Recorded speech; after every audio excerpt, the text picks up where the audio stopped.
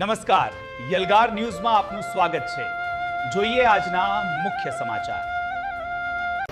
તારે કામ નહીં કરવું હોય મોબાઈલ લે છીનવે છે ભાઈ, કહી દે ને આદિવાસીઓનું નથી કરવું એમ। વાયરલ વિડિયો છોટાઉદેપુર મામલતદાર કચેરીમાં સરકારી સહાયની ડિપોઝિટ રકમ મેળવવા માટે એક પરિવારને 2 મહિનાથી ધક્કા ખાવા પડ્યાનો આક્ષેપ સામે આવ્યો છે। અરજદાર પરિવારનું કહેવું છે કે વારંવાર રજૂઆત કરવા છતાં અધિકારીઓ દ્વારા કોઈ કાર્યવાહી કરવામાં આવી ન હતી। આખરે પરિવારજનો અને સામાજિક આગેવાનોએ કચેરીમાં રોષ વ્યક્ત કરી સમગ્ર ઘટનાનો વિડિયો સોશિયલ મીડિયામાં વાયરલ કર્યો હતો। વિડિયો વાયરલ થતાં તંત્ર હરકતમાં આવ્યું હોવાનું ચર્ચાઈ રહ્યું છે। છોટાઉદેપુર તાલુકાના અરછાલા ગામના રહેવાસી ધોનિયાભાઈ ભંગડાભાઈ નાયક ગોધરા ખાતે પથ્થરના કારખાનામાં મજૂરી કામ કરતા હતા। પથ્થરની ધૂળના કારણે તેમને સિલિકોસિસ જેવી ગંભીર બીમારી થતાં તેમનું અવસાન થયું હતું। સરકારની સહાય યોજના હેઠળ તેમના પરિવારને કુલ 4 લાખ રૂપિયાની સહાય મંજૂર કરવામાં આવી હતી, જેમાંથી 2 લાખ રૂપિયા તાત્કાલિક આપવામાં આવ્યા હતા, જ્યારે બાકીના 2 લાખ રૂપિયા 5 વર્ષ માટે ડિપોઝિટ તરીકે રાખવામાં આવ્યા હતા। દરમિયાન મૃતકના પુત્રનું પણ અવસાન થતાં તેમના પૌત્ર સુખરામભાઈ પ્રતાપભાઈ નાયકે ડિપોઝિટની રકમ મેળવવા માટે એપ્રિલ મહિનામાં છોટાઉદેપુર મામલતદાર કચેરીમાં અરજી કરી હતી। પરિવારજનોના આક્ષેપ મુજબ અરજી કર્યા બાદ પણ 2 મહિના સુધી કોઈ નિર્ણય લેવામાં આવ્યો ન હતો અને તેઓને સતત કચેરીના ભાભોર મામલતદાર છોટાઉદેપુર। આ ઘટનાએ સરકારી સહાય મેળવવા માટે સામાન્ય નાગરિકોને પડતી મુશ્કેલીઓ અને વહીવટી તંત્રની કામગીરી સામે અનેક પ્રશ્નો ઊભા કર્યા છે।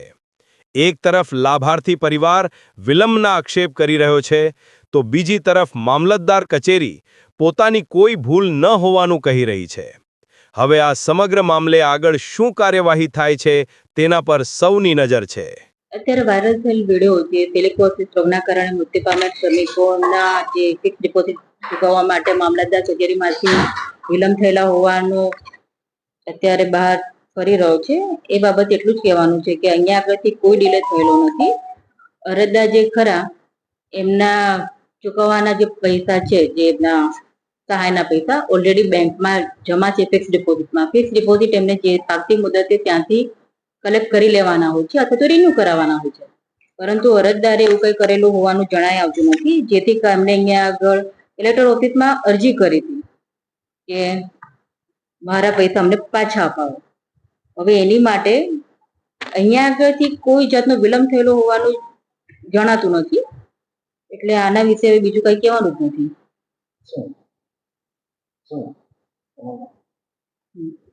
હેતલ ભાભોર, મામલતદાર છોટાઉદેપુર। જય હિન્દ, જય આદિવાસી। મારું નામ છે દિનેશ નાયક, કાર્યકર્તા આગેવાન।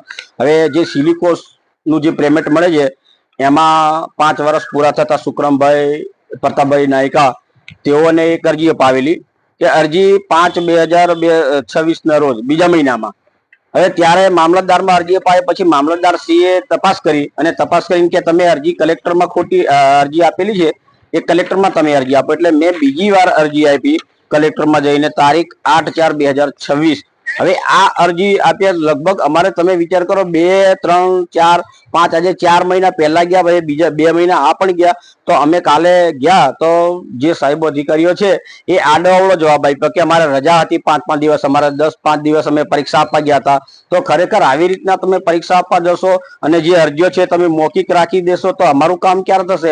અમારે ખેતીનો હમણાં માહોલ છે, વરસાદ ચોમાસું હવે આવી ગયું છે, તો અમારે ખેતી કરવાનું કે આવા કામમાં જ રખડવાનું। અને અમે કાલે પછી વિડીયો બનાવીને અપલોડ કર્યો છે, એટલે અમે મળવા પણ મામલતદારમાં ગયા હતા। એટલે મામલતદાર સાહેબે એવું કીધું કે મને કઈ ખબર જ નથી આ જે અરજી આપેલી છે, એટલે અમે હું એક્શન લઈ અને કામ હું કરી આપું છું એવું મને બાંયધરી આપી છે મામલતદાર સાહેબ શ્રી દિનેશ નાયક।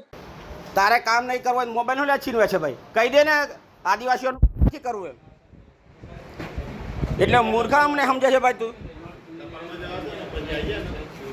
2 મહિનાથી સાહેબ અમે ધક્કા ખાયા છે, 2 મહિનાથી અરજી તમે જુઓ।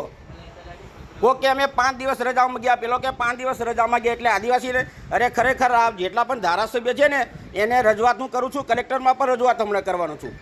2 મહિનાથી અમે ધક્કા ખાયા, અમારી જોડે પહેલાંના પણ વિડીયો છે। આવી રીતના થોડી ચાલે ને, મોબાઈલ છીનવાની કોશિશ કરે છે અમે કંઈક બહાર પાડવા જઈએ એટલે।